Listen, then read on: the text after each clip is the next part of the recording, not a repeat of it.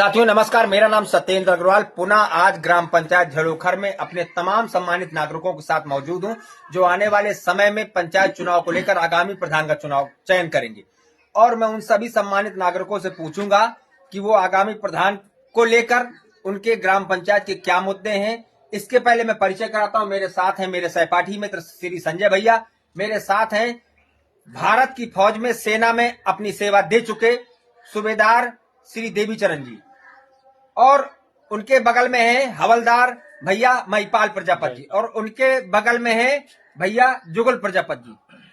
साथियों नमस्कार, मेरा नाम सत्येंद्र अग्रवाल पुनः आज ग्राम पंचायत झड़ोखर में अपने तमाम सम्मानित नागरिकों के साथ मौजूद हूं जो आने वाले समय में पंचायत चुनाव को लेकर आगामी प्रधान का चुनाव चयन करेंगे। और मैं उन सभी सम्मानित नागरिकों से पूछूंगा कि वो आगामी प्रधान को लेकर उनके ग्राम पंचायत के क्या मुद्दे हैं। इसके पहले मैं परिचय कराता हूं। मेरे साथ हैं मेरे सहपाठी मित्र श्री संजय भैया, मेरे साथ हैं भारत की फौज में सेना में अपनी सेवा दे चुके सूबेदार श्री देवीचरण जी, और उनके बगल में है हवलदार भैया महिपाल प्रजापति जी, और उनके बगल में है भैया जुगल प्रजापति जी। वीडियो काट दो जरा, दोबारा एडिट कर लेंगे। साथियों, जब पंचायत का चुनाव आता है तो 5 वर्ष के लिए हम एक प्रधान का चयन करते हैं, और बहुत सारे लोग हमारे गांव में ऐसे होते हैं जिनको हो सकता है प्रधान से 5 वर्ष कभी जरूरत ही नहीं पड़े, फिर भी चुनाव के वक्त हम कुछ ऐसी गलतियां करते हैं जिनके लिए हमें 5 साल पछताना पड़ता है। पुनः आने वाले समय में कुछ ही माह बाद ग्राम पंचायत में प्रधान का चुनाव होने वाला है, प्रधान का चयन किया जाना है। मेरे साथ संजय भैया मौजूद हैं। मैं कैमरामैन से चाहूंगा आप थोड़ा सा नजदीक लाए। मैं इनसे पूछना चाहता हूं, जब ये आगामी प्रधान को वोट करेंगे तो प्रधान को लेकर इनकी क्या अपेक्षाएं, किन मुद्दों के आधार पर ये प्रधान का चयन करेंगे? संजय भैया।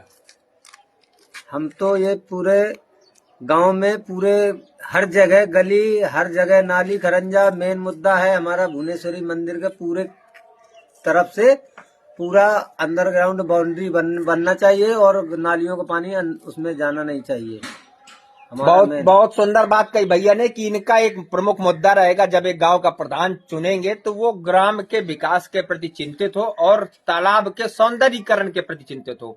और मेरा एक सवाल संजय भैया आपसे ये कि क्या आपका कोई ऐसा प्रमुख मुद्दा और भी है गांव को लेकर जिसको लेकर आपको लगता हो कि ग्राम के प्रधान को चिंतित होना चाहिए, या युवाओं के लिए, महिलाओं के लिए, वृद्धों के लिए कोई ऐसा काम किया जाना चाहिए?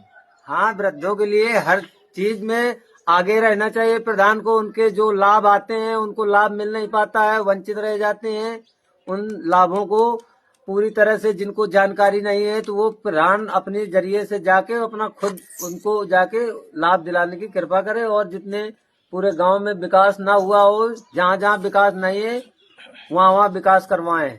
बाकी और सौंदर्यीकरण वो तो सब उसमें आ जाता है। बेसिक शिक्षा है, जाने कितने तो योजनाएं हैं पूरे अपने गांव में। एक ही तालाब आपके मुद्दे में शामिल है कि ये गांव के अन्य तालाबों पर भी काम किया जाना चाहिए? ऐसा गांव के जितने सभी तालाब हैं पूरे गांव को सुंदर बनाना है। बहुत बढ़िया। संजय भैया अपनी बात रख रहे थे। इसी तरीके से मेरे साथ फौज में अपनी सेवा दे चुके भैया देवीचरण जी मेरे साथ मौजूद है। मैं इनसे भी चाहूंगा कि ये जब आगामी प्रधान को लेकर अपना वोट करेंगे, किस आधार पर ये वोट करेंगे? क्षेत्रीयता के आधार पर, धर्म के आधार पर, जाति के आधार पर, किस आधार पर नया प्रधान चुनेंगे आप? सर, मैं तो ये कहना चाहता हूँ कि जो झड़ोखर गांव है इनका हर गली मोहल्ला सब मतलब देखना चाहिए प्रधान को। कहाँ रोड टूटा है, कहाँ क्या है, नाली वगैरह सुंदरीकरण पूरा मतलब गांव का देख रेख प्रधान जी की जवाबदारी पे है। बहुत बढ़िया। प्रधान की जवाबदेही सुनिश्चित होनी चाहिए, इनका यही प्रमुख मुद्दा है। तो निश्चित रूप से आप इस बात का आकलन करेंगे प्रधान चयन करते वक्त कि आपको कैसा प्रधान चाहिए। उससे कोई ऐसी अपेक्षा है जो आपको लगता हो कि जो नया जब प्रत्याशी मैदान में आवे तो उनको संकल्प पत्र में इस बात को शामिल करना चाहिए? नहीं, जो प्रधान आए वो मतलब पूरे उनके पास नोटिस होना चाहिए कि मैं ये कार्य कराऊंगा, जिससे कि मतलब हम लोगों को भी पता चले कि मतलब ये कार्य होगा, और जिससे कि मतलब हमारा गांव सुंदरीकरण में आ जाए।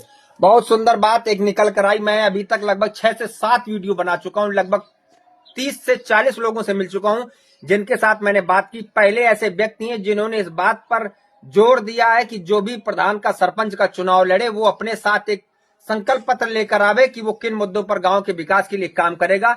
इसी तरीके से मेरे साथ हवलदार रहे जयपाल भैया मौजूद हैं। मैं इनसे भी वही प्रश्न करूंगा, जब ये आगामी प्रधान का चयन करेंगे तो इनका क्या मुद्दा होगा प्रधान को वोट करते वक्त? शिक्षित होने चाहिए, पहली बात तो शिक्षित होना चाहिए और उसको ये समझना चाहिए कि हाँ वो प्रधान लायक है कि नहीं है। हर जगह थोड़ी बहुत उसकी पैड़ होना चाहिए। और नंबर 1, घूसखोर नहीं चाहिए। वो अगर घूसखोर है तो पहले वो अपनी जेब देखेगा। और जो प्रधान वोटिंग के समय में, चुनाव के समय में अगर उसने दारू मुर्गा कराया तो समझ लो कि विकास होने वाला नहीं है जलोकर का। वो पहले अपनी जेब भरेगा और बाद में वो जो बचेगा तो ठीक है, नहीं तो कोई विकास नहीं करना। बहुत सुंदर बात निकल के आई कि हमारे गांव के सम्मानित नागरिक जयपाल भैया का कहना है कि जब भी हम अपने प्रत्याशी का चयन करें तो इन बातों का ध्यान रखें कि वो किसी तरीके से कोई सामग्री वितरित करके हमें खरीदने की कोशिश तो नहीं कर रहा। हमें एक सच्चे और अच्छे प्रत्याशी का चयन करना चाहिए, इस बात का ध्यान रखना चाहिए। मैं पुनः आपसे एक प्रश्न करूंगा, तमाम लोगों से भी करता हूं कि क्या ऐसा कोई आपका व्यक्तिगत कोई मुद्दा है या गांव को लेकर ऐसा कोई मुद्दा है जिसको प्रधान प्रत्याशी को अपने संकल्प पत्र में शामिल करना चाहिए संकल्प में। जैसे जब कोई भी अगर उसको ये है कि मैं प्रधान बनूंगा तो मैं ये विकास करूंगा, तो अगर नोटिस उसमें अगर लिखता है तो वो तो और अच्छी बात है। बहुत सुंदर। अब मेरे साथ जुगल भैया मौजूद है, मैं इनसे भी वही प्रश्न करूंगा कि जब आप आने वाले समय में ग्राम पंचायत के प्रधान का चयन करेंगे तो आप किन मुद्दों को लेकर प्रधान का चयन करेंगे? देखिए, सबसे पहला तो मेरा एक ये है कि माँ भुवनेश्वरी प्रांगण का और तालाब का सुंदरीकरण होना चाहिए। और दूसरी बात ये कि गांव की नालियों की साफ सफाई, इस पे कोई भी प्रधान ध्यान नहीं देता है। कितने भी लोग बनते हैं तो केवल अपने दरवाजे का ही साफ सफाई पे ध्यान देते हैं, इसके अलावा दूसरी जगह को कोई मतलब वो नहीं रखते हैं। तो मैं तो सीधी बात यही कहूंगा। और दूसरी बात, प्रधान का जो चयन होना चाहिए तो ये अगले हमारे जयपाल भाई साहब ने बोला घूसखोर नहीं होना चाहिए। दूसरी बात कि पुलिस का जेब भरता है, पुलिस को पैसा देता है, पुलिस से पैसा खुद उसी से पैदा करता है, ये चीज नहीं होनी चाहिए। बहुत सुंदर बात एक निकल के आई कि दलाली प्रथा वाला व्यक्ति हमें नहीं चाहिए। ऐसा मतदाता को सोचना चाहिए, ऐसा सोच समझकर अपने प्रधान का चयन करना चाहिए। जुगल भैया से मेरा वही प्रश्न है कि जैसे आपने एक बात कही कि तालाब को लेकर, विकास को लेकर चिंतित होना चाहिए, तो आपकी नजर में केवल एक तालाब है कि गांव के अन्य तालाब भी हैं? देखिए, तालाब तो यहाँ गांव में लगभग 3-4 हैं, लेकिन सबसे पहला तालाब हमें ये है कि माँ भुवनेश्वरी का तालाब, ये सबसे पहले सुंदरीकरण होना चाहिए, क्योंकि उसमें बहुत दूर दूर के यात्री आते हैं और पर्यटक स्थल भी है। और हर शनिवार और रविवार को वहाँ पे मेला लगता है, शनिवार को वहाँ पे उपस्थित होते हैं।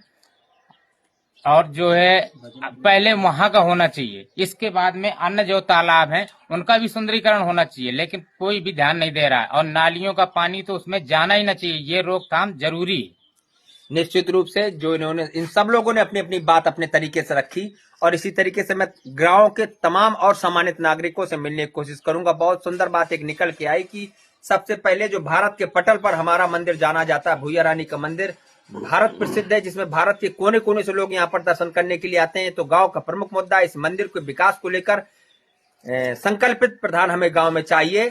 धन्यवाद। इसी तरीके से हम तमाम साथियों से पुनः मिलेंगे। धन्यवाद। जय हिंद, जय भारत, जय जय बुंदेलखंड।